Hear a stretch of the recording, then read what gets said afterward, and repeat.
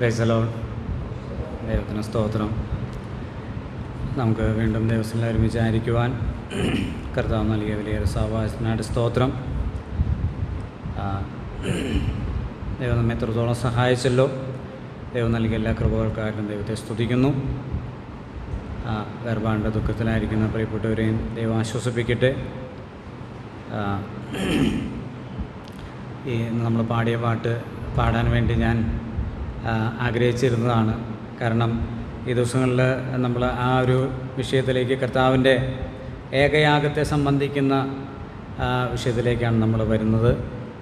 ആ പാട്ട് പാടിയപ്പോൾ ഞാനിങ്ങനെ ഓർക്കുകയായിരുന്നു, ബാസൽ മിഷൻ്റെ പ്രവർത്തകനായിട്ട് നമ്മുടെ മലയാളക്കരയിൽ വന്ന ദേവദാസൻ വീനാഗൽ സാഹിബ് സുവിശേഷ സത്യങ്ങൾ ഗ്രഹിച്ചു കഴിഞ്ഞപ്പോൾ അദ്ദേഹം വേർപെട്ട സമൂഹത്തിലേക്ക് കടന്നു വരികയും പിന്നീട് താൻ മലയാള ഭാഷയൊക്കെ പഠിച്ച് താൻ എഴുതിയ ഏത് പാട്ട് നമ്മൾ പരിശോധിച്ച് നോക്കിയാലും ഉപദേശത്തിൻ്റെ, ദൈവവചനത്തിൻ്റെ വലിയ ആഴത്തോടുകൂടെ, അതിൻ്റെ ഒത്താശയോടുകൂടിയുള്ള വാക്കുകൾ തൻ്റെ പാട്ടുകളിൽ നമുക്ക് കാണാനായിട്ട് കഴിയും. എൻ്റെ ജീവിതത്തിൽ ഞാൻ പലപ്പോഴും നായർ സാഹിബിൻ്റെ പാട്ടുകൾ പാടി ആശ്വസിക്കുകയും ധൈര്യപ്പെടുകയും, ഈ ഒരു പാട്ട് പാടുമ്പോൾ തന്നെ നമുക്ക് ആ എബ്രായ ലേഖനം, ഗലാത്യ ലേഖനം, റോമാലേഖനത്തിലെ ചില ഭാഗങ്ങളിൽ കൂടെയൊക്കെ നമ്മൾ സഞ്ചരിക്കുക. നമുക്ക് ഒരേ സമയം നമുക്ക് അത്ഭുതവും ആവേശവും നൽകുന്നതാണ് തൻ്റെ പാട്ടുകൾ. നമ്മുടെ ദേവദാസന്മാർ, മലയാളത്തിലെ ദേവദാസന്മാരുടെ പാട്ടുകൾ മോശമാണെന്നല്ല, പക്ഷേ എൻ്റെ വ്യക്തിപരമായിട്ട് എൻ്റെ ജീവിതത്തിൽ വളരെ ആവേശം നൽകുന്നതാണ്. ഞാൻ പലപ്പോഴും ചിന്തിക്കാറുണ്ട്, ഈ ഭാഷ ഇങ്ങനെ പഠിച്ച് ഈ ഉപദേശപരമായ കാര്യം, വ്യത്യസ്തമായൊരു ഉപദേശത്തിൽ നിന്ന് അതിന് നേരെ വിപരീതമായൊരു ഉപദേശത്തിലേക്ക് വന്ന് ആ ഉപദേശങ്ങളെ ഉൾക്കൊള്ളുന്ന ഗാനങ്ങളൊക്കെ ഇങ്ങനെ എഴുതാനായിട്ട് എങ്ങനെ സാധിച്ചു എന്നുള്ളത് തീർച്ചയായിട്ടും എൻ്റെ ജീവിതത്തെ എനിക്ക് ആവേശം നൽകിയിട്ടുള്ളതാണ്. തീർച്ചയായിട്ടും ദൈവം നമ്മെല്ലാവരെയും അതിനായിട്ട് സഹായിക്കട്ടെ. നമുക്കും ഒരു ആവേശത്തോടുകൂടെ, വലിയൊരു പാഷനോടുകൂടെ ദൈവവചനത്തെ സമീപിക്കുവാൻ. നമ്മൾ തിരുവചനത്തിൽ വായിക്കുന്നുണ്ടല്ലോ, നിൻ്റെ ന്യായപ്രമാണത്തിലെ അത്ഭുതങ്ങളെ കാണേണ്ടതിന് എൻ്റെ കണ്ണുകളെ തുറക്കണമേ. നമ്മൾ മനുഷ്യരെ അത്ഭുതങ്ങളും അടയാളങ്ങളും കാണാൻ വേണ്ടി ഓടി നടക്കുന്നവരാണ്. സത്യത്തിൽ നമ്മൾ ആണ് ശരിക്കും അത്ഭുതം കണ്ടവർ. ദൈവവചനത്തിലെ വലിയ മർമ്മങ്ങളെ, ഒളിച്ചു വച്ചിരിക്കുന്ന വലിയ വലിയ കാര്യങ്ങളെ കാണുവാനായിട്ട് കർത്താവ് നമ്മുടെ കണ്ണുകളെ തുറന്നു. നമുക്ക് അതിനുള്ള ഭാഗ്യം ലഭിച്ചു. ദൈവത്തിന് സ്തോത്രം. ഇബ്രാഹിലേഖനത്തിൻ്റെ ആദ്യത്തെ 7 അധ്യായങ്ങൾ നമ്മുടെ കർത്താവായ യേശു ക്രിസ്തുവിൻ്റെ വ്യക്തിത്വത്തിൻ്റെ ശ്രേഷ്ഠതയെക്കുറിച്ച് പറയുന്നതാണ്. 8 മുതലുള്ള അധ്യായങ്ങളിലാണ് നമ്മുടെ കർത്താവ് തൻ്റെ ശുശ്രൂഷയിൽ ശ്രേഷ്ഠനാണ് എന്ന് രേഖപ്പെടുത്തിയിരിക്കുന്നത്. നമ്മൾ കഴിഞ്ഞ ആഴ്ചയിൽ അത് ആരംഭിക്കുകയുണ്ടായി. നമ്മുടെ കർത്താവായ യേശു ക്രിസ്തു തൻ്റെ ശുശ്രൂഷയിൽ ശ്രേഷ്ഠനാണ്. അതിൻ്റെ ഒന്നാമത്തെ കാരണം, അവിടുന്ന് ശ്രേഷ്ഠമായൊരു മന്ദിരത്തിലാണ് ശുശ്രൂഷ ചെയ്യുന്നത്. ആ പുരോഹിതന്മാർ, അതായത് പഴയ നിയമത്തിലെ ആ പുരോഹിതന്മാർ, അഹരോനടക്കമുള്ള പുരോഹിതന്മാർ, ദൈവം കാണിച്ചു കൊടുത്ത ആ വാസ്തവമായതിൻ്റെ പ്രതിരൂപത്തിലാണ്, ദൃഷ്ടാന്തമായതിലും നിഴലിലുമാണ് അവർ ശുശ്രൂഷിച്ചത്. എന്നാൽ ആ വാസ്തവമായ സ്വർഗീയ മന്ദിരത്തിലാണ് നമുക്കുള്ള മഹാപുരോഹിതൻ ശുശ്രൂഷ ചെയ്യുന്നത്. അതുകൊണ്ട് അവിടുത്തെ ശുശ്രൂഷയിൽ ശ്രേഷ്ഠനാണ്. രണ്ടാമത് നമ്മൾ ചിന്തിച്ചത് 6-ാം അധ്യായമാണ്. അത് മറക്കാതെ ചില വാക്യങ്ങളൊക്കെ നമ്മളിങ്ങനെ ആവർത്തിച്ച് വായിക്കുകയും ചിന്തിക്കുകയൊക്കെ ചെയ്യുമ്പോൾ മനസ്സിൽ പതിയുമല്ലോ. അവനോ വിശേഷതയേറിയ വാഗ്ദത്തങ്ങളിന്മേൽ സ്ഥാപിക്കപ്പെട്ട നിയമത്തിൻ്റെ മധ്യസ്ഥനാകിയാൽ അതിൻ്റെ വിശേഷതയ്ക്ക് തക്കവണ്ണം വിശേഷതയേറിയ ശുശ്രൂഷയും പ്രാപിച്ചിരിക്കുന്നു. വിശേഷതയേറിയ വാഗ്ദത്തങ്ങളിന്മേൽ സ്ഥാപിതമായ നിയമത്തിന്മേൽ നിയമത്തിൻ്റെ മധ്യസ്ഥനാകുകൊണ്ട് വിശേഷതയേറിയ ശുശ്രൂഷ പ്രാപിച്ചിരിക്കുന്നു. അപ്പോൾ രണ്ടാമത്തെ കാരണം അവിടെ വ്യക്തമാണ്. വിശേഷതയേറിയ ശുശ്രൂഷയ്ക്ക് കാരണം വിശേഷതയേറിയ വാഗ്ദത്തങ്ങളിന്മേൽ സ്ഥാപിക്കപ്പെട്ട നിയമത്തിലാണ് കർത്താവ് ശുശ്രൂഷിക്കുന്നത്. അപ്പോൾ അവർക്ക് ആ വിശേഷത ഇല്ലെന്നാണ് അതിൻ്റെ അർത്ഥം. അതായത് ന്യായപ്രമാണത്തിൻ്റെ പഴയ നിയമത്തിലെ ഇസ്രായേലിയ പുരോഹിതന്മാർ ചെയ്ത ശുശ്രൂഷയേക്കാൾ അല്ലെങ്കിൽ ആ നിയമത്തേക്കാൾ വിശേഷതയേറിയ ഒരു നിയമത്തിന്മേലാണ് കർത്താവ് ശുശ്രൂഷിക്കുന്നത്. അതിനെക്കുറിച്ച് നമ്മൾ വിശദീകരിച്ചാണ് അവിടേക്ക് പോകുന്നില്ല. മൂന്നാമത്തെ കാരണം 9-ാം അധ്യായത്തിൻ്റെ 1 മുതൽ 10 വരെയുള്ള വാക്യങ്ങളിലാണ് നമ്മൾ ചിന്തിക്കുന്നത്. 9-ാം അധ്യായത്തിൻ്റെ 1 മുതൽ 10 വരെയുള്ള വാക്യങ്ങൾ. എന്നാൽ ആദ്യ നിയമത്തിലും ആരാധനയ്ക്കുള്ള ചട്ടങ്ങളും ലൗകികമായ വിശുദ്ധ മന്ദിരവും ഉണ്ടായിരുന്നു. ഒരു കൂടാരം ചമച്ചു, അതിന്റെ ആദ്യ ഭാഗത്ത് നിലവിളക്കും മേശയും കാഴ്ചയപ്പവും ഉണ്ടായിരുന്നു. അതിന് വിശുദ്ധ സ്ഥലം എന്നത്. രണ്ടാം തിരശ്ശീലയ്ക്ക് കീഴിലോ അതിവിശുദ്ധ സ്ഥലം എന്ന കൂടാരം ഉണ്ടായിരുന്നു. അതിൽ പൊന്നുകൊണ്ടുള്ള ധൂപകലശവും മുഴുവനും പൊന്നു പൊതിഞ്ഞ നിയമപ്പെട്ടകവും അതിനകത്ത് മഞ്ഞ വെച്ച പാത്രവും അവരുടെ തലത്തവടിയും നിയമത്തിന്റെ കൽപ്പനകളും അതിനു മീതെ വിവാസനത്തെ മൂടുന്ന തേജസ്സിന്റെ കിരീടങ്ങളും ഉണ്ടായിരുന്നു. അത് ഇപ്പോൾ ഓരോന്നായി വിവരിക്കാൻ കഴിയില്ല. ഇവ ഇങ്ങനെ തീർന്ന ശേഷം പുരോഹിതന്മാർ നിത്യ മുൻകൂടാരത്തിൽ ചെന്ന് ശുശ്രൂഷ കഴിക്കും. രണ്ടാമത്തേതോ ആണ്ടിൽ ഒരിക്കൽ മഹാപുരോഹിതൻ മാത്രം ചെയ്തു, രക്തം കൂടാതെയല്ല, അത് അവൻ തന്റെയും ജനത്തിന്റെയും അബദ്ധങ്ങൾക്ക് വേണ്ടി അർപ്പിക്കും.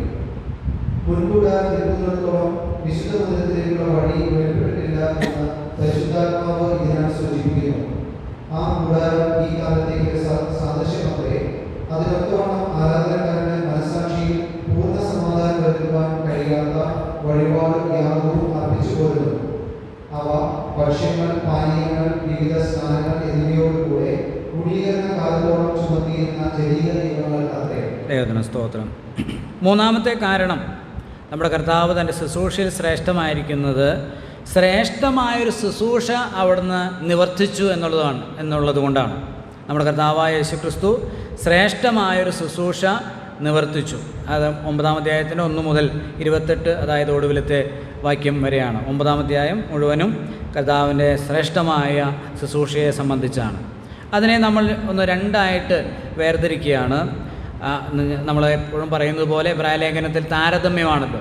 ആ കമ്പാരിസൺ എന്താണെന്ന് ചോദിച്ചാൽ, ഇവിടെ അവർ ചെയ്ത ശുശ്രൂഷയും അല്ലെങ്കിൽ പഴയ നിയമത്തിലെ പുരോഹിതന്മാർ ചെയ്ത, എബ്രായ വിശ്വാസികളോട് പറയുകയാണ്, നിങ്ങൾ വിട്ടുപോകുന്ന ആ മതത്തിലുള്ള പുരോഹിതന്മാർ ചെയ്യുന്ന ശുശ്രൂഷ നമ്മുടെ കർത്താവായ യേശുക്രിസ്തു നിവർത്തിച്ച ശുശ്രൂഷയേക്കാൾ ഇൻഫീരിയറാണ്, അതിൻ്റെ താഴെയുള്ളൂ.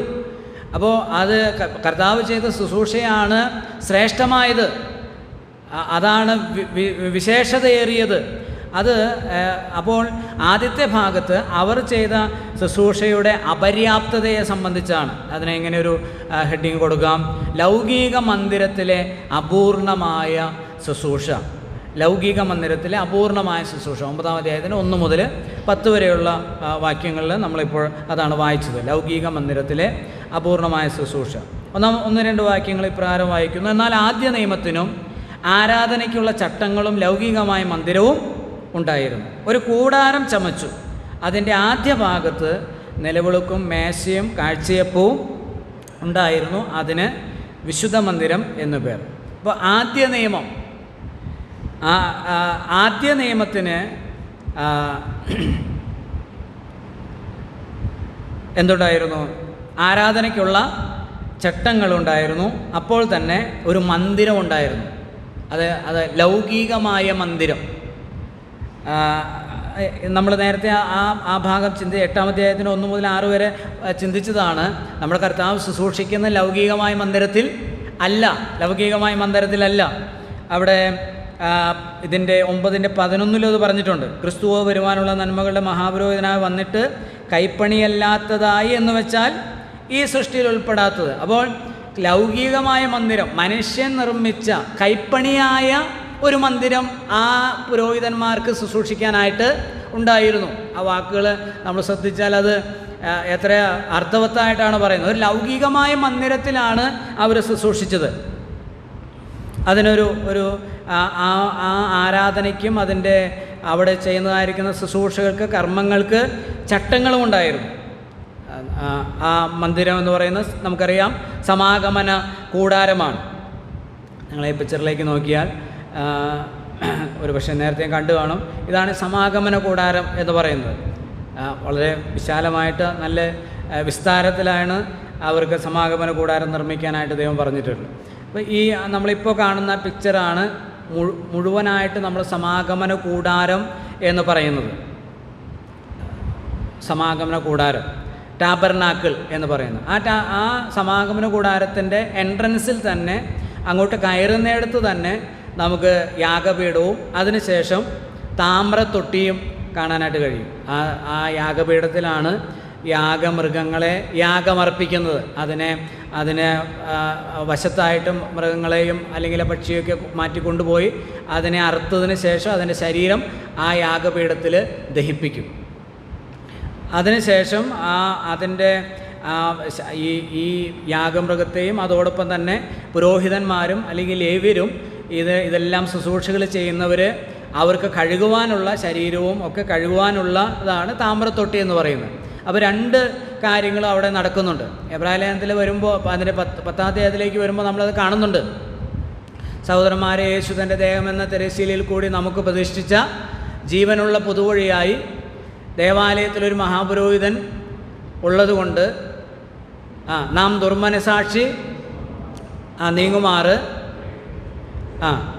ഹൃദയത്തിൽ തളിക്കപ്പെട്ടവരും ശുദ്ധവെള്ളത്താൽ ശരീരം കഴുകപ്പെട്ടവരുമായി, അതാണ് രക്തത്താൽ ഹൃദയം തളിക്കപ്പെട്ടവരും. അതായത് ആദ്യം ചെല്ലുമ്പോൾ യാഗം, പിന്നെ എന്താണ് കഴുകൽ. ഇത് രണ്ടും ആദ്യം യാഗപീഠം, പിന്നീട് കഴുകുകയാണ്. അതാണ് അതിൻ്റെ ഒരു പൊതുവായിട്ട്. അപ്പോൾ ഈ പ്രാകാരത്തിലേക്ക് സാധാരണക്കാരന് കടന്നു ചെല്ലാനായിട്ട് സാധിക്കും. എന്താണ് യാഗപീഠവും ഒക്കെ ഇരിക്കുന്ന അവിടേക്ക് സാധാരണക്കാരായ ആളുകൾക്ക് കടന്നു ചെല്ലാനായിട്ട് സാധിക്കും. അവിടെ തന്നെയാണ് ലേവ്യർ ഈ ശുശ്രൂഷകളൊക്കെ നിവർത്തിക്കുന്നത്. രണ്ടാമത്തെ പിക്ചർ നമ്മൾ നോക്കുമ്പോൾ അതിന് മുമ്പിൽ നമ്മൾ നേരത്തെ ആദ്യത്തെ പിക്ചർ ഒന്നുകൂടെ കാണിക്കാം. ആ യാഗപീഠമൊക്കെ വെച്ചിരിക്കുന്ന പ്രാകാരത്തിന് മുമ്പിൽ അതിന് ശേഷം കാണുന്നതാണ്, അതിനെയാണ് ആ മൂടുവിരിട്ടിരിക്കുന്നതിനെയാണ് തിരുനിവാസം എന്ന് പറയുന്നത്. നമ്മൾ 84-ാം സങ്കീർത്തനം വായിക്കുന്നുണ്ടല്ലോ, സൈന്യങ്ങളുടെ യഹോവേ തിരുനിവാസം എത്ര മനോഹരം. അപ്പോൾ ഇതാണ് ഈ തിരുനിവാസം എന്ന് പറയുന്നത്. സാങ്ച്വറി എന്ന് നമ്മൾ വായിക്കുന്ന തിരുനിവാസം. ആ തിരുനിവാസത്തെക്കുറിച്ചാണ് നമ്മളിവിടെ കാണുന്ന ഒരു കൂടാരം ചമച്ചു എന്ന് പറയുന്നത്. ആ തിരുനിവാസത്തിന് 2 ഭാഗങ്ങളാണ് ഉള്ളത്. അത് നിങ്ങൾ അതിലേക്ക് നോക്കി കഴിഞ്ഞാൽ കാണുവാനായിട്ട് സാധിക്കും. ഈ തിരുനിവാസത്തിൻ്റെ പണി വളരെ മനോഹരമാണ്. അതുകൊണ്ടായിരിക്കാം കൗരവപുത്രന്മാർ അങ്ങനെ പറഞ്ഞത്, തിരുനിവാസം എത്ര മനോഹരം എന്ന്. അത് പുറമേ നിന്ന് നോക്കിയാൽ അത്ര മനോഹരമായിട്ട് തോന്നണമെന്നില്ല. കാരണം ഈ തിരുനിവാസം നിവർത്തിയിരിക്കുന്നത് തൂണുകളിൽ മേലാണ്. അതിൻ്റെ ചുറ്റും തൂണുകൾ നിവർത്തി അതിനെ സ്വർണ്ണ കൊളുത്തുകൾ ഉണ്ടാക്കി ആ കൊളുത്തുകളിൽ കൂടെ അന്താഴം ചെലുത്തി അത് ഉറപ്പിച്ചിരിക്കുകയാണ്. അങ്ങനെ ഉറപ്പിച്ചതിന് ശേഷം 4 വിധ മൂടുവിരികളിട്ട് അതിനെ മൂടിയിരിക്കുകയാണ്. അപ്പോൾ ഈ തിരുനിവാസം ഈ കൂടാരത്തിനെ 2ആയിട്ട് തിരിച്ചിട്ടുണ്ട്.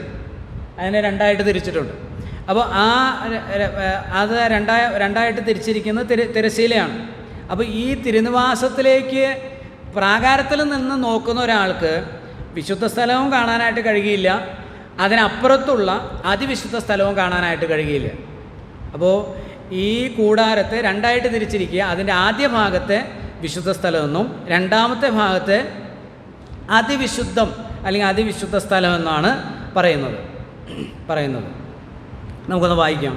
2ാമത്തെ വാക്യം. ഒരു കൂടാരം ചമച്ചു, അതിൻ്റെ ആദ്യ ഭാഗത്ത് നിലവിളക്കും മേശയും കാഴ്ചയപ്പവും ഉണ്ടായിരുന്നു, അതിന് വിശുദ്ധ സ്ഥലം എന്ന പേർ. അപ്പോൾ ഈ ഭാഗത്ത് ഈ 9-ാം അധ്യായത്തിൽ ആദ്യത്തെ ഭാഗത്തെ 3 വാക്കുകൾ പറഞ്ഞിട്ടുണ്ട്. ആദ്യ ഭാഗം അല്ലെങ്കിൽ മുൻകൂടാരം, വിശുദ്ധ സ്ഥലം. മുൻകൂടാരം നിൽക്കുന്നിടത്തോളം എന്ന് 8-ാം വാക്യത്തിൽ പറയുന്നത് ഈ മുൻകൂടാരം ഇതാണ്, ആദ്യ ഭാഗമാണ് വിശുദ്ധ സ്ഥലം. അപ്പോൾ അവിടെ ഈ വിശുദ്ധ സ്ഥലത്ത് 3 ഉപകരണങ്ങളാണ് ഉള്ളത്. പക്ഷേ നമുക്കറിയാം 3 ഉപകരണങ്ങളാണ് ഉള്ളത്. ഒന്ന് കാഴ്ചയപ്പത്തിൻ്റെ മേശ, മറ്റൊന്ന് കവരവിളക്ക്, മറ്റൊന്ന് ധൂപപീഠം. പക്ഷെ ഇവിടെ ഒരല്പം വ്യത്യാസപ്പെടുത്തിയാണ് പറഞ്ഞിരിക്കുന്നത്. 2 ഉപകരണങ്ങളെ പറഞ്ഞിട്ടുള്ളൂ. എന്താണ്? മേശയും നിലവിളക്കും മേശയും കാഴ്ചയപ്പം. മേശയുടെ മേളിലുള്ളതാണെന്ത്? കാഴ്ചയപ്പം എന്ന് പറയുന്നത്. അപ്പോൾ അതിനുശേഷം 4-ാം വാക്യത്തിൽ പറഞ്ഞിരിക്കുന്ന അതിൽ 3-ാം വാക്യം, 2-ാം തിരശ്ശീലയ്ക്ക് പിന്നിലോ അതിവിശുദ്ധമെന്ന കൂടാരം ഉണ്ടായിരുന്നു. രണ്ടാം തിരശ്ശീല എന്ന് പറയുന്നത് ആദ്യത്തെ തിരശ്ശീല, അതായത് സമാഗമന കൂടാരത്തിൻ്റെ അല്ലെങ്കിൽ തിരുനിവാസത്തിൻ്റെ ആദ്യം കാണുന്നത് ഒരു തിരശ്ശീലയാണ്. അതിന് പിന്നീട് ഈ തിരുനിവാസത്തെ രണ്ടായിട്ട് തിരിച്ചിരിക്കുന്നത് തിരശ്ശീലയാണ് രണ്ടാം തിരശ്ശീല എന്ന് 3-ാം വാക്യം. രണ്ടാം തിരശ്ശീലയ്ക്ക് പിന്നിലോ അതിവിശുദ്ധമെന്ന കൂടാരമുണ്ടായിരുന്നു. അതിൽ പൊന്നുകൊണ്ടുള്ള ധൂപകലശവും മുഴുവനും പൊന്നു പൊതിഞ്ഞ നിയമപ്പെട്ടകവും അതിനകത്ത് മഞ്ഞയിട്ട് വെച്ച പൊൻപാത്രവും അഹരോൻ്റെ തളിർത്ത വടിയും നിയമത്തിൻ്റെ കൽപ്പലകളും അതിനു മീതെ കൃപാസനത്തെ മൂടുന്ന തേജസ്സിൻ്റെ കെരൂബുകളും ഉണ്ടായിരുന്നു. അപ്പോൾ 4-ാം വാക്യം, അതിൽ പൊന്നുകൊണ്ടുള്ള ധൂപകലശവും എന്നാണ് പറഞ്ഞിരിക്കുന്നത്. അപ്പോൾ അതിവിശുദ്ധ സ്ഥലത്ത് അങ്ങനെ ഒരു ഉപകരണം ഇല്ല. അപ്പോൾ ഈ ധൂപകലശം എന്ന് പറയാനുള്ള കാരണം, ഇവിടെ പറഞ്ഞു വരുന്ന വിഷയം, സന്ദർഭം എന്ന് പറയുന്നത് യേശുക്രിസ്തുവിൻ്റെ മഹാപാപ പരിഹാര ബലിയുടെ നിവൃത്തിയാണ്. അതായത് ഈ അതിവിശുദ്ധ സ്ഥലത്തേക്ക് മഹാപുരോഹിതൻ വർഷത്തിലൊരിക്കൽ മാത്രമാണ് എന്ത് ചെയ്യുന്നത്, കടന്നു ചെല്ലുന്നത്. അപ്പോൾ അവിടെ കർത്താവ് ആ ദൈവസന്നിധിയിൽ കർത്താവ് നിവർത്തിച്ചതായ ശുശ്രൂഷയെ പറ്റിയാണ് ഇനി പറയാനായിട്ട് പോകുന്നത്. അപ്പോൾ അങ്ങനെ പുരോഹിതൻ പോകുമ്പോൾ ലേവ്യ പുസ്തകം 16-ാം അധ്യായത്തിൽ പറഞ്ഞിരിക്കുന്നത്, ഈ വിശുദ്ധ സ്ഥലത്ത് ആദ്യത്തെ ഭാഗത്ത് ഈ തിരശ്ശീലയോട് ചേർന്നാണ്, അവിടെ നിങ്ങൾക്ക് എത്രത്തോളം കാണാമെന്ന് എനിക്ക് അറിഞ്ഞുകൂടാ, അവിടെ നമ്മൾ കാണുമ്പോൾ ധൂപപീഠം നമുക്ക് കാണാനായിട്ട് കഴിയും. ആ രണ്ടാം തിരശ്ശീലയോട് ചേർന്നാണ് ധൂപപീഠം കഴിയുക. ആ ധൂപപീഠത്തിൽ നിന്ന് സുഗന്ധവർഗം ഈ ധൂപകലശത്തിൽ ഇട്ടുകൊണ്ടാണ് മഹാപുരോഹിതൻ അതിവിശുദ്ധ സ്ഥലത്തേക്ക് പ്രവേശിക്കുന്നത്. അപ്പോൾ ശുശ്രൂഷയോട് ബന്ധപ്പെട്ട് നോക്കുമ്പോൾ അതിൻ്റെ സ്ഥാനം അതിവിശുദ്ധ സ്ഥലത്താണ്. പക്ഷേ നമ്മൾ ലേവ്യ പുസ്തകത്തിൽ വായിക്കുമ്പോൾ, പുറപ്പാട് പുസ്തകത്തിലെല്ലാം വ്യക്തമായിട്ട് ഈ വിശുദ്ധ സ്ഥലത്താണ്, ആദ്യത്തെ കൂടാരത്തിലാണ് ധൂപപീഠം ഇരിക്കുന്നത്. എന്നാൽ ഇവിടെ പറഞ്ഞ് ധൂപകലശത്തിൻ്റെ കാര്യം പറഞ്ഞതുകൊണ്ട് ഈ ധൂപപീഠത്തിൽ നിന്ന് ധൂപകലശത്തിലേക്ക് ധൂപവർഗം പകർന്ന് മഹാപുരോഹിതൻ അങ്ങോട്ട് പോകുന്നത് കൊണ്ടായിരിക്കാം അങ്ങനെ അവിടെ രേഖപ്പെടുത്തിയിരിക്കുന്നത്. ഓക്കെ, ഇനി അവിടെ അതിവിശുദ്ധ സ്ഥലത്ത് എന്താണുള്ളത്? മുഴുവനും പൊന്നുകൊണ്ട്, 4-ാം വാക്യം, മുഴുവനും പൊന്നുകൊണ്ട് പൊതിഞ്ഞ നിയമപ്പെട്ടകവും അതിനകത്ത് മന്നയിട്ട് വെച്ച പൊൻപാത്രവും അഹരോൻ്റെ തളിർത്ത വടിയും നിയമത്തിൻ്റെ കൽപ്പലകളും. അപ്പോൾ അവിടെ ഒരു പെട്ടകമുണ്ട്. ഏറ്റവും ചിന്തനീയമായൊരു കാര്യം, സമാഗമന കൂടാരം ഉണ്ടാക്കുവാനായിട്ട് ദൈവം കൽപ്പിക്കുമ്പോൾ അതെങ്ങനെ പണിയണമെന്നുള്ളത് ദൈവം പറഞ്ഞു കൊടുക്കുമ്പോൾ ആദ്യമായിട്ട് പറഞ്ഞു കൊടുക്കുന്നത് എന്തിനെ സംബന്ധിച്ചാണെന്നറിയോ? ഈ നിയമപ്പെട്ടകത്തെ സംബന്ധിച്ചാണ്. പുറപ്പാട് പുസ്തകം 25-ാം അധ്യായത്തിൽ ആദ്യമായി പറയുന്നത് ഒരു പെട്ടകം ഉണ്ടാക്കണം. അപ്പോൾ അത് ഗതിരമരം കൊണ്ട് ഉണ്ടാക്കിയിട്ട് മുഴുവനും അത് പൊന്നുകൊണ്ട് പൊതിയണം. അപ്പോൾ ആ നിയമപ്പെട്ടകത്തിന് 4 കൊളുത്തുകളുണ്ട്. ആ കൊളുത്തുകളിൽ ചെലുത്താനായിട്ട് ഗതിരമരം കൊണ്ട് തന്നെ ഒരു 2 തണ്ടുകൾ ഉണ്ടാക്കണം. അതും പൊന്നുകൊണ്ട് പൊതിയണം.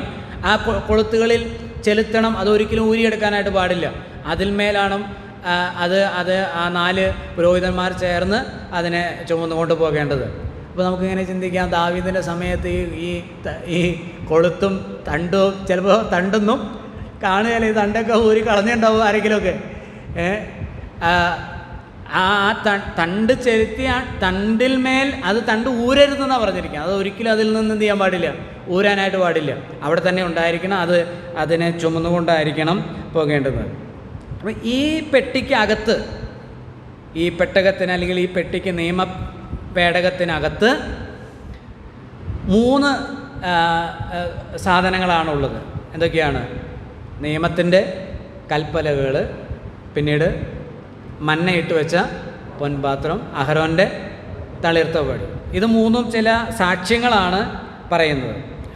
അവസരമുണ്ടെങ്കിൽ, സമയമുണ്ടെങ്കിൽ ഞാൻ പിന്നീട് പറയാം. അവിടേക്ക് പോയാൽ നമ്മുടെ ആ കോണ്ടെക്സ്റ്റിൽ നിന്ന് ചിലപ്പോൾ തിരിഞ്ഞു പോകും. 5-ാമത്തെ വാക്യം, അതിനു മീതെ കൃപാസനത്തെ മൂടുന്ന തേജസ്സിൻ്റെ കെരൂബുകളും ഉണ്ടായിരുന്നു. അവ ഓരോന്നായി വിവരിപ്പാൻ കഴിയില്ല. അപ്പോൾ ഈ നിയമപ്പെട്ടകത്തിൻ്റെ മുകളിൽ ഒരു മൂടി വേണം. ഇപ്പം ആ നിയമപ്പെട്ടകം ഉണ്ടാക്കിയിട്ടുള്ളൂ, അതിൻ്റെ മേളിലൊരു മൂടി വേണം. ആ മൂടി ഉണ്ടാക്കിയിരിക്കുന്നത്, ആ മൂടിയെയാണ് ശരിക്കും എന്ത് പറയുന്നത്, കൃപാസനം എന്ന് പറയുന്നത്. ആ മൂടി എങ്ങനെയാണ് ഉണ്ടാക്കിയിരിക്കുന്നത് ചോദിച്ചാൽ നമ്മളത് വായിക്കുന്നുണ്ട്. ഈ പുറപ്പാട് പുസ്തകം 25-ാം അധ്യായത്തിൻ്റെ 26 മുതലുള്ള വാക്യങ്ങൾ താഴേക്ക് വായിച്ചാൽ ഒരു കഷ്ണം തങ്കം എടുക്കുകയാണ്. ആ തങ്കം അടിച്ച് പരത്തി ആ മൂടി ഉണ്ടാക്കി അതിൽ നിന്ന് തന്നെ അടിച്ച് 2 വശത്തും 2 കെരൂബുകളുടെ രൂപങ്ങളുണ്ടാക്കിയാണ്. ചിറക് വിടർത്തിയ 2 കെരൂബുകൾ. അപ്പോൾ ആ കെരൂബ് അങ്ങനെയാണ് ഈ കൃപാസനം ഉണ്ടാക്കുന്നത്. അപ്പോൾ അവിടെ പറയുന്നത് അതിൻ്റെ നടുവിൽ നിന്ന് യഹോവ നിങ്ങളോട് സംസാരിക്കും എന്നാണ് അവിടെ രേഖപ്പെടുത്തിയിരിക്കുന്നത്. നമ്മൾ അങ്ങോട്ട് പോകാതെ ഞാൻ പറയുകയാണ്. 25-ാം അധ്യായത്തിൽ നമുക്കത് കാണാനായിട്ട് സാധിക്കും. അപ്പോൾ അതാണ് അതിവിശുദ്ധ സ്ഥലത്തുള്ള ഒരേ ഒരു ഉപകരണം എന്ന് പറയുന്നത് ഈ നിയമപ്പെട്ടവും അതിനെ മൂടുന്ന കൃപാസനവുമാണ്. താഴേക്ക് വായിക്കാം 6-ാം വാക്യം. അത് ഇപ്പോൾ ഓരോന്നായി വിവരിപ്പാൻ കഴിവില്ല. ഇവ ഇങ്ങനെ തീർന്ന ശേഷം പുരോഹിതന്മാർ നിത്യം മുൻകൂടാരത്തിൽ ചെന്ന് ശുശ്രൂഷ കഴിക്കും. അപ്പോൾ സാധാരണ പുരോഹിതന്മാർ, ഞാൻ നേരത്തെ പറഞ്ഞല്ലോ, സാധാരണ മനുഷ്യർക്ക് എവിടെ വരാം? പ്രാകാരം വരെ വരാം. അകത്തേക്ക് കടക്കാനായിട്ട് അവർക്ക് സാധിക്കില്ല. അകത്തെന്താ നടക്കുന്നതെന്ന് അവർക്ക് ഒരിക്കലും കാണാനും കഴിയുകയില്ല. കാരണം 2 തിരശ്ശീല ഉണ്ട്. ഈ തിരുനിവാസത്തിൻ്റെ ആദ്യത്തെ തിരശ്ശീലയും തിരുനിവാസത്തിനകത്തുള്ള വിശുദ്ധ സ്ഥലത്തെയും അതിവിശുദ്ധ സ്ഥലത്തെയും തമ്മിൽ വേർതിരിക്കുന്ന തിരശ്ശീല, 2 തിരശ്ശീല ഉള്ളതുകൊണ്ട് അവർക്ക് അതിവിശുദ്ധ സ്ഥലത്തും വിശുദ്ധ സ്ഥലത്തും നടക്കുന്ന ഒരു കാര്യം അവർക്ക് കാണാനായിട്ട് കഴിയില്ല. ഇനി പുരോഹിതന്മാർ, സാധാരണ പുരോഹിതന്മാർ, മഹാപുരോഹിതൻ ഒഴികെയുള്ള പുരോഹിതന്മാർ ഈ വിശുദ്ധ സ്ഥലത്ത് പ്രവേശിച്ച് അത് എപ്പോൾ പ്രവേശിക്കുന്നു? അവിടെ പറഞ്ഞിട്ടുണ്ട്, നിത്യം, എല്ലാ ദിവസവും. വിളക്ക് തുടയ്ക്കുവാനായിട്ട് അവർ രാവിലെയും വിളക്ക് കൊളുത്തുവാനായിട്ട് വൈകുന്നേരവും ഒക്കെ അവർ നിത്യം പ്രവേശിക്കും. അതുപോലെ തന്നെ ധൂപപീഠത്തിൽ ധൂപം കാണിക്കുക, രാവിലെയും വൈകുന്നേരത്തും എന്ത് ചെയ്യണം? ധൂപം കാണിക്കണം. അപ്പോൾ അത് നിരന്തരമായിട്ട് എല്ലാ ദിവസവും ചെയ്യേണ്ടതാണ്. അവിടെ എല്ലാ ദിവസവും പുരോഹിതന്മാർ ശുശ്രൂഷിച്ചു കൊണ്ടിരിക്കുകയാണ്. കാഴ്ചയപ്പത്തിൻ്റെ ആ മേശയിലുള്ള കാഴ്ചയപ്പം മാറ്റുന്ന ശുശ്രൂഷകളെല്ലാം അവർ നിത്യം ചെയ്തുകൊണ്ടിരിക്കുകയാണ്. ധൂപവർഗം ഇടുന്നതിനെ സംബന്ധിച്ച് പുറപ്പാട് പുസ്തകം 30-ാം അധ്യായത്തിൻ്റെ 5 മുതൽ 8 വരെയുള്ള വാക്യങ്ങൾ നമുക്ക് കാണുവാനായിട്ട് കഴിയും. അതുപോലെ തന്നെ അവർ നിലവിളക്കിൽ ശുശ്രൂഷ ചെയ്യുന്നത് പുറപ്പാട് പുസ്തകം 30-ാം അധ്യായത്തിൻ്റെ 7-ാം വാക്യവും 27-ാം അധ്യായത്തിൻ്റെ 21, 22 വാക്യങ്ങളിൽ നമുക്ക് കാണുവാനായിട്ട് കഴിയും.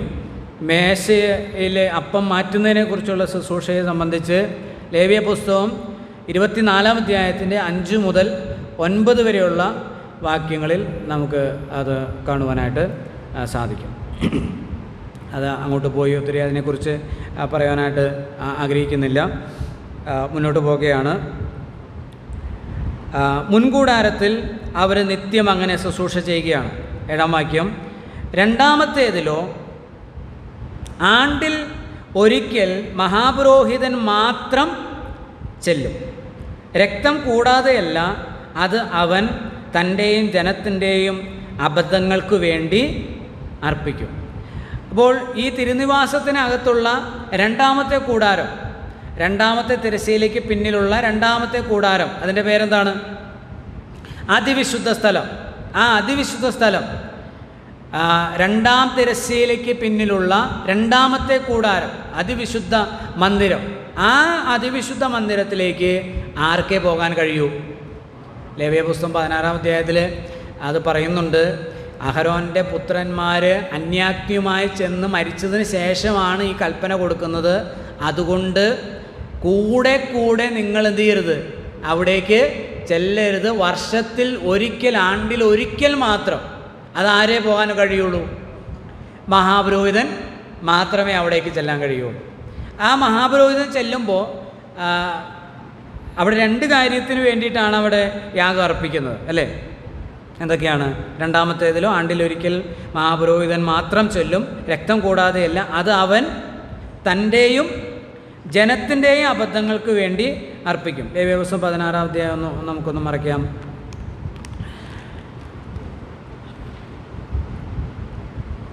അതിൻ്റെ 2-ാം വാക്യം, ലേവ്യ പുസ്തകം 16-ാം അധ്യായം 2-ാം വാക്യം.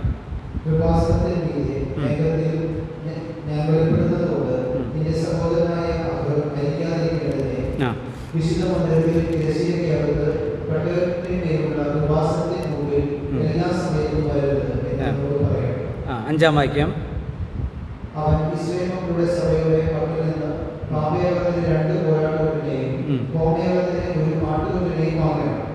തനിക്ക് വേണ്ടിയുള്ള പാപയാഗത്തിന്റെ കാണികയെ അഹരോൻ അർപ്പിച്ച് തനിക്കും കുടുംബത്തിനും വേണ്ടി പ്രായശ്ചിത്തം കഴിക്കണം. 12 മുതൽ വായിക്കാം. അവൻ യഹോവയുടെ സന്നിധിയിൽ യാഗപീഠത്തിന്മേലുള്ള തീക്കനൽ ഒരു കലശത്തിൽ നിറച്ച് സൗരഭ്യമുള്ള ധൂപവർഗ്ഗ ചൂർണം കൈ നിറയെ എടുത്ത് തിരശ്ശീലയ്ക്ക് അകത്ത് കൊണ്ടുവരണം. താൻ മരിക്കാതിരിക്കേണ്ടതിന് ധൂപത്തിന്റെ മേഘം സാക്ഷ്യത്തിനുള്ള കൃപാസനത്തെ മറക്കാൻ തക്കവണ്ണം അവൻ യഹോവയുടെ സന്നിധിയിൽ ധൂപവർഗ്ഗം തീയിൽ ഇടണം. അവൻ കാളയുടെ രക്തം കുറിയെടുത്ത് വിരൽ കൊണ്ട് കിഴക്കോട്ട് കൃപാസനത്തിന്റെ തെളിക്കണം. അവൻ രക്തം കുറിയെ തന്റെ വിരൽ കൊണ്ട് കൃപാസനത്തിന്റെ മുമ്പിലും 7 പ്രാവശ്യം കളിക്കണം. പിന്നെ അവൻ ജനത്തിന് വേണ്ടിയുള്ള പാപയാഗത്തിന്റെ പോരാട്ടങ്ങളെ അകത്ത് രക്തം തിരശ്ശീലയ്ക്കകത്ത് കൊണ്ടുവന്ന് കാളയുടെ രക്തം കൊണ്ട് ചെയ്തതുപോലെ ഇതിന്റെ രക്തം കൊണ്ടും ചെയ്ത് അതിനെ കൃപാസനത്തിന്മേലും കൃപാസനത്തിന്റെ മുമ്പിലും തെളിക്കണം. ഇസ്രായേലിന്റെ അശുദ്ധികൾ നിമിത്തം അവരുടെ സകല പാപവുമായ ലംഘനങ്ങൾ നിമിത്തവും അവൻ വിശുദ്ധ മന്ദിരത്തിലെ പ്രായശ്ചിത്തം കഴിക്കണം. അവരുടെ ഇടയിൽ അവരുടെ അശുദ്ധിയുടെ നടുവിൽ ഇരിക്കുന്ന സമാഗമന കൂടാരത്തിലും അവൻ അങ്ങനെ തന്നെ ചെയ്യണം. 5ഉം 6ഉം വാക്യങ്ങളിൽ നമ്മൾ കാണുന്നത്, 5-ാം വാക്യത്തിൽ അവൻ ഇസ്രായേൽ മക്കളുടെ സഭയുടെ പക്കൽ നിന്ന് പാപയാഗത്തിന് 2 കോലാട്ടുകൊറ്റനെയും ഹോമയാഗത്തിന് 1 ആട്ടുകൊറ്റനെയും വാങ്ങണം. 6-ാം വാക്യം, തനിക്ക് വേണ്ടിയുള്ള പാപയാഗത്തിൻ്റെ കാളയെ അഹരോൻ അർപ്പിക്കണം. അപ്പോൾ തനിക്ക് വേണ്ടിയും പിന്നെ ജനത്തിന് വേണ്ടിയും, ഇവിടെ എബ്രായലേഖനത്തിൽ പറഞ്ഞിരിക്കുന്ന പ്രകാരം തനിക്ക് വേണ്ടിയും ജനത്തിന് വേണ്ടിയും അർപ്പിക്കണം. അപ്പോൾ അത് അർപ്പിക്കാനായിട്ട് ചെല്ലുമ്പോൾ ആദ്യം ആ കാളയുടെ രക്തമായിട്ട് ചെന്ന് ആദ്യം തനിക്ക് വേണ്ടി എന്ത് ചെയ്യണം? അർപ്പിക്കണം. നമ്മളത് 7-ാം അധ്യായത്തിൽ കാണുന്നുണ്ട്. തനിക്ക് വേണ്ടി യാഗം അർപ്പിപ്പാൻ ആവശ്യമില്ലാത്തവനാണ് നമ്മുടെ മഹാപുരോഹിതൻ. എന്നാൽ ഈ മഹാപുരോഹിതന്മാർക്ക് അങ്ങനെ കഴിയുകയില്ല. ആദ്യം അവരുടെ പാപങ്ങൾക്ക് വേണ്ടി അർപ്പിക്കണം. അങ്ങനെ അർപ്പിക്കാനായിട്ട് ചെല്ലുമ്പോൾ അവർ ധൂപകലശത്തിൽ ഈ മഹാപുരോഹിതൻ എന്ത് ചെയ്യണം? ധൂപമിട്ട് വേണം ചെല്ലാൻ. അപ്പോൾ ആ ധൂപം അതിൻ്റെ അത് ഒരു മേഘം പോലെ അവിടെ നിറഞ്ഞു നിൽക്കണം. അതാണ് ഈ നല്ല വെളിച്ചത്തിലല്ല അത് ചെയ്യുന്നത്.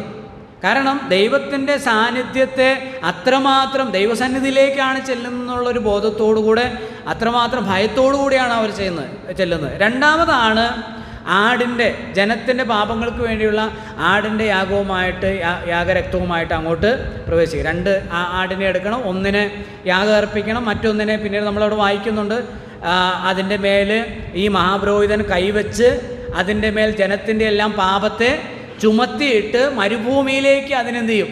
പറഞ്ഞയക്കുകയാണ് ചെയ്യുന്നത്. നമുക്ക് 8-ാമത്തെ വാക്യം വായിക്കാം. എബ്രായലേഖനം 9-ാം അധ്യായത്തിൻ്റെ 8-ാം വാക്യം ഒന്ന് ചേർത്ത് വായിക്കാം. 7-ാം വാക്യം കൂടെ ചേർത്ത് വായിക്കാം.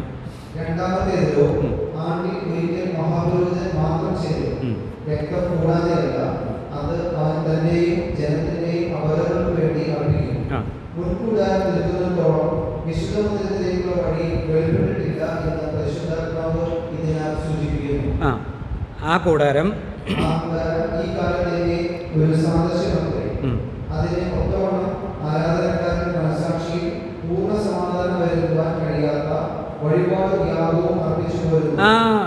എട്ടാം വാക്യം പറയുകയാണ്, മുൻകൂടാരം നിൽക്കുന്നിടത്തോളം വിശുദ്ധ മന്ദിരത്തിലേക്കുള്ള വഴി വെളിപ്പെട്ടില്ല എന്ന് പരിശുദ്ധാത്മാവിനാൽ സൂചിപ്പിക്കുന്നു. അതായത് മുൻകൂടാരത്തിൽ പുരോഹിതന്മാർ നിത്യം ശുശ്രൂഷ ചെയ്യുന്നു. എന്നാൽ രണ്ടാമത്തേതിലോ മഹാപുരോഹിതൻ ആണ്ടിലൊരിക്കൽ മാത്രം ചെന്ന് തൻ്റെയും ജനത്തിൻ്റെയും പാപങ്ങൾക്ക് വേണ്ടി അബദ്ധങ്ങൾക്ക് വേണ്ടി യാഗർപ്പിക്കുകയാണ്. അപ്പോൾ മനുഷ്യൻ്റെ പാപങ്ങളുടെ പരിഹാരത്തിന് വേണ്ടി എവിടെയാണോ ദൈവത്തിൻ്റെ സാന്നിധ്യമുണ്ട് എന്ന് പറയപ്പെടുന്നിടത്ത് യാഗമർപ്പിക്കുന്നത് അവിടെ വർഷത്തിലൊരിക്കൽ മാത്രമാണ്. അത് എല്ലാവർക്കും പോകാൻ കഴിയില്ല, എല്ലാ പുരോഹിതന്മാർക്കും പോകാൻ കഴിയില്ല. ഒരു മഹാപുരോഹിതൻ മാത്രമാണ് കടന്നു ചെന്ന് ശുശ്രൂഷിക്കുന്നത്. അവിടേക്ക് ഉള്ള വഴി വെളിപ്പെട്ടില്ല. എന്തുകൊണ്ട് വെളിപ്പെട്ടില്ല? മുൻകൂടാരം നിൽക്കുന്നിടത്തോളം, ഈ വിശുദ്ധ സ്ഥലം എന്ന് പറയുന്ന ഒരു സ്ഥലം, ആ മുൻകൂടാരം എന്താ ചൂണ്ടിക്കാണിക്കുന്നത്? അത് 9-ാം വാക്യം പറയുന്നു. ആ കൂടാരം, 8-9 വാക്യം, മുൻകൂടാരം നിൽക്കുന്നിടത്തോളം വിശുദ്ധ മന്ദിരത്തിലേക്കുള്ള വഴി വെളിപ്പെട്ടില്ല എന്ന് പരിശുദ്ധാത്മാവ് ഇതിനാൽ സൂചിപ്പിക്കുന്നു. ആ കൂടാരം, ഏത് കൂടാരം? മുൻകൂടാരം ഈ കാലത്തേക്കൊരു സാദൃശ്യമത്രേ. അതിനൊത്തവണ്ണം ആരാധനക്കാരന് മനസ്സാക്ഷിയിൽ പൂർണ്ണ സമാധാനം വരുത്തുവാൻ കഴിയാത്ത വഴിപാട് യാഗങ്ങളും അർപ്പിച്ചു പോരുന്നു. ഈ മുൻകൂടാരം നിൽക്കുന്നിടത്തോളം വിശുദ്ധ സ്ഥലത്തേക്കുള്ള വഴി എന്ത് ചെയ്തിട്ടില്ല? വെളിപ്പെടുന്നില്ല. ആർക്കില്ല? സാധാരണക്കാരന് കാണാനായിട്ട് കഴിയുന്നില്ല. വിശുദ്ധ സ്ഥലത്തേക്ക്, അതായത് ഈ അതിവിശുദ്ധ സ്ഥലമാകുന്ന ദൈവത്തിന് സാന്നിധ്യമുള്ള, കൃപാസനമുള്ള, കെരൂബുകളുള്ള, നമുക്കറിയാം സ്വർഗത്തിൻ്റെ ചിത്രം നമ്മൾ നോക്കുമ്പോൾ അവിടെ ആരാ? കെരൂബുകളാണ് ദൈവത്തിൻ്റെ ഏറ്റവും സമീപത്തുള്ളത്. കെരൂബുകളാണ്, സാറാഫുകൾ, കെരൂബുകൾ. അതുപോലെ തന്നെ ഏദൻ തോട്ടത്തിലും ദൈവം മനുഷ്യനെ പുറത്താക്കിയിട്ട് ആരെയാണ് നിർത്തിയത്? കെരൂബുകളെയാണ്. തിരിയുന്ന വാളിൻ്റെ ജ്വാലയുമായിട്ട് കെരൂബുകളെ ദൈവത്തിൻ്റെ സന്നിധിയിലേക്ക് അടുക്കാതിരിക്കുവാൻ.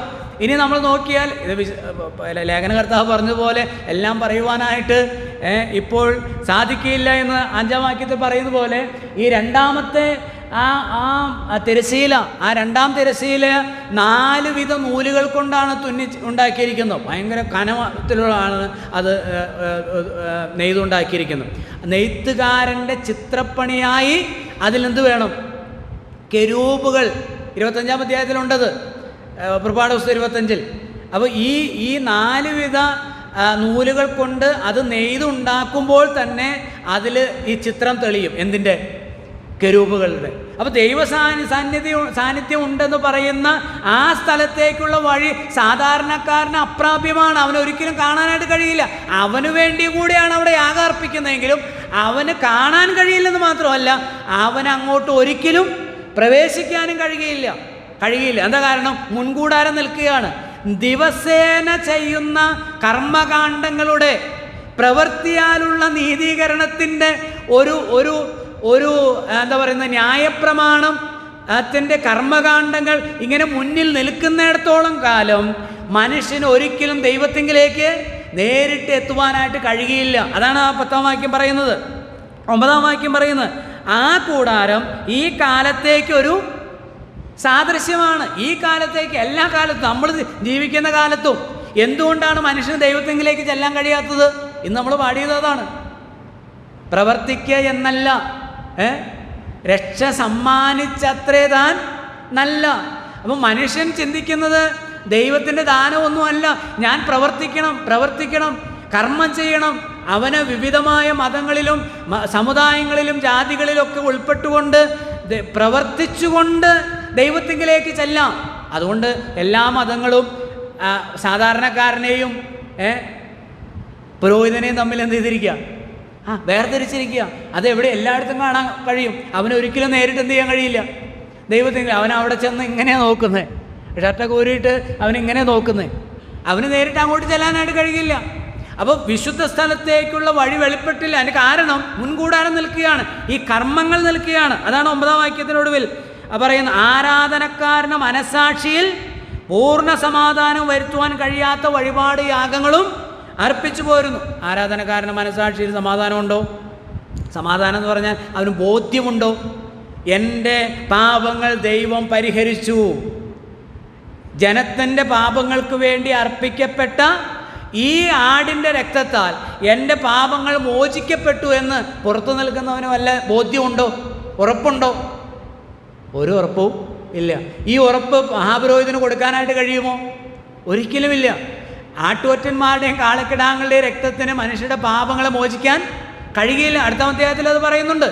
അപ്പോൾ മനസാക്ഷിയിൽ അവന് എന്താ അവിടെ നടക്കുന്നതെന്ന് അവന് കാണാനും കഴിയുന്നില്ല. ഈ ദൈവസന്നിധിയിലേക്ക് അവനിട്ട് പോകാനും കഴിയുന്നില്ല. അവന് യാതൊരു വിധത്തിലും സമാധാനം ഇല്ല, മനസാക്ഷിയിൽ ബോധ്യമില്ല. നമ്മൾ ഈ കർമ്മങ്ങളിൽ ആശ്രയിക്കുന്ന മനുഷ്യനോട് ചോദിച്ചു നോക്കി, ഈ രക്ഷയുടെ ഭദ്രതയിൽ വിശ്വസിക്കാത്ത ആളുകളോട് ചോദിച്ചു നോക്കി, മരിച്ചു കഴിഞ്ഞാൽ എവിടെ പോകുന്നു? ഒരു ബോധ്യവും ഇല്ല, ഒരു ഉറപ്പും ഇല്ല, മനസാക്ഷിയിൽ എന്തില്ല? യാതൊരു ഉറപ്പും അവർക്കില്ല. എന്നാൽ ദൈവത്തിന് സ്തോത്രം, അവിടെയാണ് പറഞ്ഞു വരുന്നത്. അതൊരു സാദൃശ്യമാണ്. ഈ കൂടാരം എല്ലാ കാലത്തുമുള്ള സകല മനുഷ്യർക്കുമുള്ളൊരു സാദൃശ്യമാണ്. അത് കർമ്മങ്ങളാൽ ദൈവസന്നിധിയിൽ ചെന്നെത്തുവാൻ ആഗ്രഹിക്കുന്നവർക്ക് കർമ്മങ്ങൾ തന്നെ എല്ലാ കാലത്തും ഒരു തടസ്സമായി നിൽക്കുന്നു എന്നുള്ളത്. 10-ാം വാക്യം, അവ ഭക്ഷ്യങ്ങൾ, പാനീയങ്ങൾ, വിവിധ സ്നാനങ്ങൾ എന്നിവയോടുകൂടെ ഗുഡീകരണ കാലത്തോളം എന്ന് പറഞ്ഞാൽ കർത്താവ് വരുന്ന സമയത്തോളം ചുമത്തിയിരുന്ന ജഡീക നിയമങ്ങളത്രേ. For the time of perfection, കർത്താവ് വരുന്ന പൂർണ്ണത വരുത്തുന്ന ക്രിസ്തു വരുന്നത് വരെ മാത്രമുണ്ടായിരുന്നതാണ് ഈ യാഗങ്ങളും വഴിപാടുകളും. എന്നാൽ എന്തുണ്ടായി?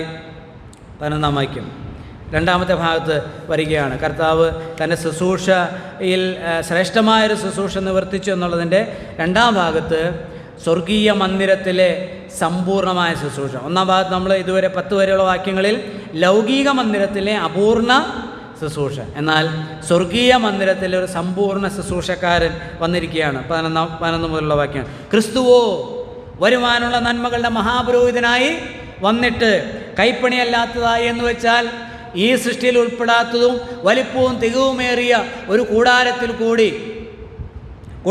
കൂടി ആട്ടുകൊറ്റന്മാരുടെയും കാളക്കിടാങ്ങളുടെയും രക്തം കൊണ്ടല്ല, സ്വന്തം രക്തത്താൽ തന്നെ ഒരിക്കലായി വിശുദ്ധ മന്ദിരത്തിൽ പ്രവേശിച്ച് എന്നേക്കുമുള്ള വീണ്ടെടുപ്പ് സാധിപ്പിച്ചു.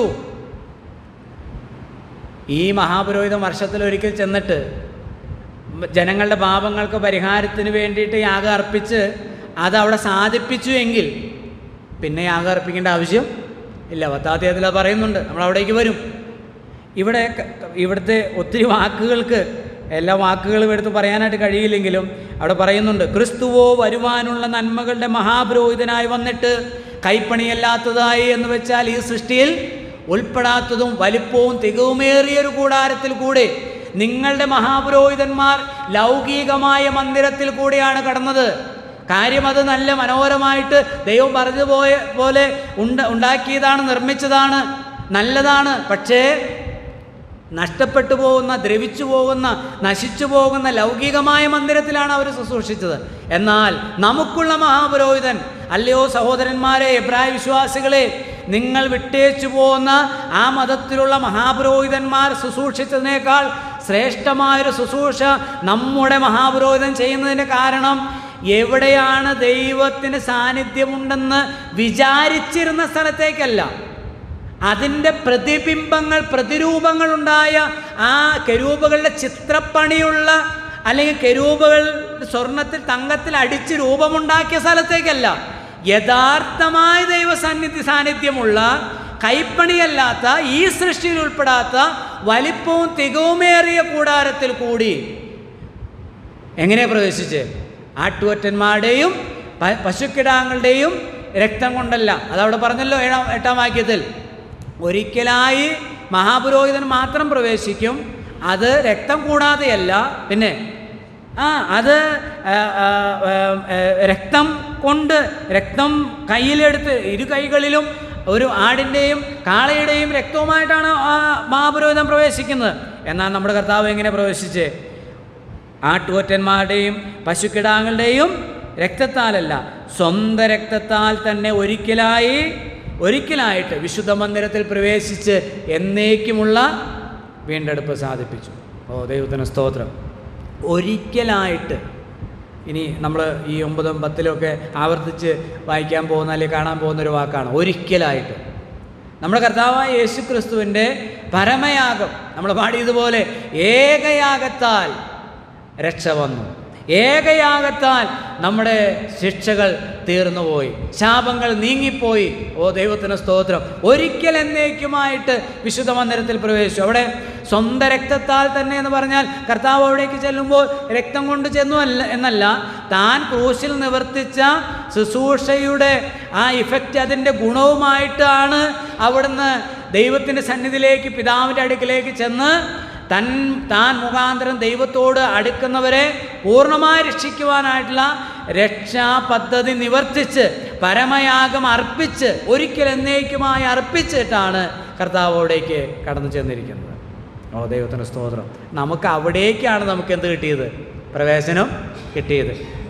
കഴിഞ്ഞില്ല ആ വാക്യങ്ങളുടെ തുടർച്ച 13. ആട്ടുകൊറ്റന്മാരുടെയും കാളക്കിടാങ്ങളുടെ രക്തവും മലിനപ്പെട്ടവരുടെ മേൽ തളിക്കുന്ന പശുഭസ്മവും ജഡീക ശുദ്ധി വരുത്തുന്നുവെങ്കിൽ നിത്യാത്മാവിനാൽ ദൈവത്തിന് തന്നെ താൻ അർപ്പിച്ച ക്രിസ്തുവിൻ്റെ രക്തം ജീവനുള്ള ദൈവത്തെ ആരാധിപ്പാൻ നിങ്ങളുടെ മനസാക്ഷിയെ നിർജീവ പ്രവൃത്തികളെ പോക്കി എത്രയധികം എന്ന് പറഞ്ഞാൽ നമ്മുടെ മനസാക്ഷിയിൽ എന്തുണ്ട്? ഇപ്പോൾ നേരത്തെ എന്താ കണ്ടേ? മുൻകൂടാരം നിൽക്കുന്നിടത്തോളം വിശുദ്ധ മന്ദിരത്തിലേക്കുള്ള വഴി വെളിപ്പെട്ടില്ല. അത് ഈ കാലത്തേക്കൊരു സാദൃശ്യം അത്രേ.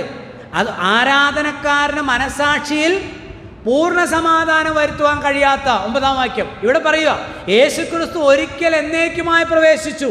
ആരാധനക്കാരായ നമ്മുടെ മനസാക്ഷിക്ക് എന്ത് വരുത്തി? പൂർണ്ണമായ ശുദ്ധീകരണം വരുത്തി, പൂർണ്ണമായ ബോധ്യം വരുത്തി. ഞായറാഴ്ച വന്ന് നമ്മൾ ആരാധിക്കുമ്പോൾ ബോധ്യമില്ലേ? കർത്താവേ സ്തോത്രം, 1000 പ്രാവശ്യം സ്തോത്രം സ്തോത്രം സ്തോത്രം പറയണം. സ്തോത്രം എന്ന് പറയുമ്പോൾ എന്താ? എൻ്റെ ആരാധന കർത്താവ് സ്വീകരിച്ചു. ഞാൻ പ്രാർത്ഥിക്കുമ്പോൾ കർത്താവ് കേൾക്കുന്നു. എൻ്റെ ശുശ്രൂഷകൾ കർത്താവ് സ്വീകരിക്കുന്നു. എന്താ കാരണം? ഒറ്റ കാരണം. ആ പാട്ടിൻ്റെ ഒടുവിൽ പറയുന്നുണ്ട്, കൃപാവരം. ആ കൃപ നമ്മുടെ മേൽ ചൊരിഞ്ഞിട്ട് ആണ് ക്രിസ്തു നമുക്ക് പകരമായിട്ടത് നിവർത്തിച്ച് വിശുദ്ധ മന്ദിരത്തിലേക്ക് പ്രവേശിച്ച് വിശുദ്ധ മന്ദിരത്തിലേക്കുള്ള വഴി എന്ത് ചെയ്തു? തുറന്നു. നമുക്ക് കൃപാസനത്തിലേക്ക് പ്രവേശനം. അടുത്തു വരൂ. നിന്റെ മഹാപുരോഹിതൻ എവിടെയാണോ അവിടേക്ക് അടുത്ത് ചെല്ലൂ. എത്ര വലിയ ഭാഗ്യമാണ് ദൈവം നമുക്ക് നൽകിയിരിക്കുന്നത്. ഇപ്പോഴും ആളുകൾ എവിടെ നിൽക്കുന്നത്? ഈ രണ്ടായിട്ട് തിരിച്ചിട്ട് അപ്പുറത്തും ഇപ്പുറത്തും ആളുകൾ എന്ത് ചെയ്തിരിക്കുക? നിർത്തിയിരിക്കുക.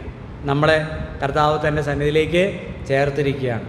ആ മനസ്സാക്ഷിയിൽ നമുക്ക് ബോധ്യം നൽകി എൻ്റെ പ്രാർത്ഥന കേൾക്കുന്ന ഒരു ദൈവം യേശുക്രിസ്തു വഴി എന്നെ തൻ്റെ തിരുനിവാസത്തിലേക്ക്, അതിവിശുദ്ധ സ്ഥലത്തേക്ക്, കൃപാസനത്തിലേക്ക്, എവിടേക്കാണോ മഹാപുരോഹിതൻ വർഷത്തിലൊരിക്കൽ മാത്രം ഭയപ്പാടോടുകൂടെ ധൂപവർഗമെല്ലാം ഇട്ട് പുകച്ച് മേഘാവൃതമാക്കി അതിൻ്റെ നടുവിലൂടെ കടന്നു ചെല്ലുന്നത്, അവിടേക്ക് എനിക്ക് ഒരു ഭയം കൂടാതെ ധൈര്യത്തോടെ അടുത്തു വരുവാൻ എന്നോട് പറയുന്നത്.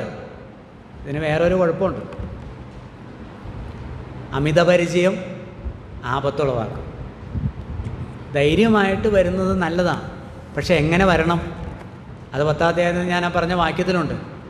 ദുർമനസാക്ഷി ഇല്ലാതെ, പരമാർത്ഥ ഹൃദയത്തോടെ. കാരണം ഈ വിശുദ്ധ സ്ഥലത്തിരിക്കുന്ന, നമ്മളത് കണ്ടു, ആ നിയമപ്പെട്ടകത്തിനകത്ത് 3 സാക്ഷ്യങ്ങളുണ്ട് അല്ലേ?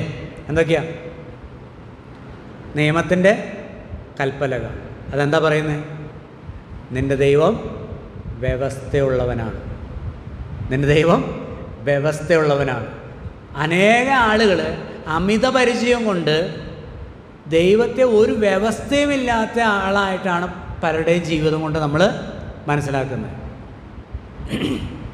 ഒരു സഹോദരൻ അല്പം താൻ തോന്നിയായി അശുദ്ധിയായിട്ട് ഇങ്ങനെ ജീവിച്ച് നിരന്തരമായിട്ട് ഒരേ ഇടപഴകൽ ഇങ്ങനെ ചെയ്തുകൊണ്ട് പോവുകയായിരുന്നു. അപ്പോൾ സഹോദരന്മാർ അദ്ദേഹത്തോട് പറഞ്ഞു, അതേ സമയത്ത് കർത്തൃമേശയിൽ നിന്നൊക്കെ മാറ്റി നിർത്തുകയൊക്കെ ചെയ്തു. ഈ അടുത്ത കാലത്ത് ഒരു 6-ാമത്തെ 7-ാമത്തെ പ്രാവശ്യം ആയപ്പോൾ അവർ കുറച്ചധികം നാൾ കർത്തൃമേശയിൽ നിന്ന് മാറ്റി നിർത്തി. പുള്ളിയുടെ ഒരു പ്രത്യേകത എന്ന് പറഞ്ഞാൽ ഇതൊക്കെ കഴിയുമ്പോൾ ആൾക്ക് സ്തോത്രം ചെയ്യണം, ചിന്ത പറയണം, പ്രസംഗിക്കണം, എല്ലാം ചെയ്യണം. പക്ഷേ ഓരോ ഇടവേളകളിൽ ഇത് തുടർന്നുകൊണ്ടേ ഇരിക്കും. അങ്ങനെ ഇരിക്കുമ്പോൾ ഈ അടുത്ത സമയത്ത് അവരന്മാർ പറഞ്ഞു, ഇനി ഒന്നും ചെയ്യണ്ട, കർത്തൃമേശ എടുത്തോ, സ്തോത്രം ചെയ്യേണ്ട, ചിന്തയും പറയേണ്ട, പ്രസംഗിക്കാൻ വേണ്ട. അപ്പോൾ ഈ ഗ്രൂപ്പുകളൊക്കെ, ഈ വാട്സാപ്പ് ഗ്രൂപ്പുകളിലൊക്കെ മെസ്സേജ് ഇടുന്നത്, ഒരു ഗ്രൂപ്പിലും ഇനി മെസ്സേജ് കാണാൻ പാടില്ല. അപ്പോൾ പുള്ളിയോട് പറഞ്ഞു, ഇങ്ങനെയുള്ള വഷളത്തങ്ങൾ, കള്ളുകൂടിയും വ്യഭിചാരവും ഒക്കെ ഉള്ളവർ ആരെയും ഉപദേശിക്കൊന്നും വേണ്ട. അങ്ങനെ പ്രസംഗിക്കണമെങ്കിൽ വല്ല നിയമസഭയിലോ അല്ലെങ്കിൽ ഗ്രാമസഭയിലും പോയി പ്രസംഗിച്ചാൽ മതി. ഇവിടെ ആരെയും ഉപദേശിക്കേണ്ടത് സഹോദരന്മാർ പറഞ്ഞപ്പോൾ അദ്ദേഹം പറയാണ്, അങ്ങനെയാണ് ഇവിടെ ആരൊക്കെ പറയാൻ പറ്റുക? അപ്പോൾ ദൈവത്തെ, ഞാൻ അതിൻ്റെ ബാക്കി ഭാഗത്തേക്ക് പോകുന്നില്ല, വിശദീകരണത്തിലേക്ക്. ദൈവത്തെ എങ്ങനെ കാണുന്നു എന്നുള്ളതാണ്. ഈ നീ നിൽക്കുന്ന സ്ഥലം ഏതാണെന്ന് അറിഞ്ഞുകൂടെ? അത് മനസ്സിലാകുന്നില്ല. അവിടേക്ക് കൊണ്ടെത്തിക്കാൻ കർത്താവ് പെട്ട പെടാപ്പാട് മനസ്സിലാക്കുന്നില്ല. അവിടെ ഈ ദൈവസന്നിധി എന്ന് പറയുന്നിടത്ത് ദൈവം കൊണ്ടുവച്ചിരിക്കുക നിയമപലക, നിയമത്തിൻ്റെ പലകൾ വെച്ചിരിക്കുക. അത് ഓർക്കണം, ഇതിന് ദൈവം വ്യവസ്ഥയുള്ളവനാണെന്ന്. അവിടെ കൊണ്ടുവച്ചിരിക്കുകയാണ് ആരോൻ്റെ തളിർത്ത വടി. അത് ഓർക്കണം. ദൈവം മത്സരികൾക്ക് എതിരാണ്. നിന്റെ ദൈവം മത്സരികൾക്ക് എതിരാണ്, കലഹമുണ്ടാക്കുന്നവർക്ക് എതിരാണ്. അവരെ ഭൂമി പിളർത്തി വിഴിപ്പിച്ച ഒരു ദൈവമാണ് നിന്റെ ദൈവം. ന്യായം വിധിക്കുന്ന ദൈവമാണ്. ദൈവസന്നിധിയിലേക്ക് വരുമ്പോൾ ഇതും ഓർക്കണ്ടേ? അതാരാ ഓർക്കണ്ടേ? വഷളായി വഴിതെറ്റി വളഞ്ഞ വഴിയിൽ കൂടെ പോകുന്നവർ ഓർക്കണം. അല്ലാത്തവർക്ക് എന്ത് ചെയ്യാം? ധൈര്യത്തോടെ. അല്ലാത്തവരെന്ത് ചെയ്യണം? ഇച്ചിരി ഭയപ്പാടോടുകൂടെ വരണം ശുദ്ധീകരണത്തിനായി. അവിടെ പറയുന്നത് കരുണ ലഭിപ്പാനും തത്സമയത്ത് സഹായത്തിനുള്ള കൃപ പ്രാപിപ്പാനുമായി ധൈര്യത്തോടെ കൃപാസനത്തിലേക്ക് അടുത്ത് ചെല്ലുക. ദൈവം നമ്മെല്ലാവരെയും അനുഗ്രഹിക്കുവാനാകട്ടെ.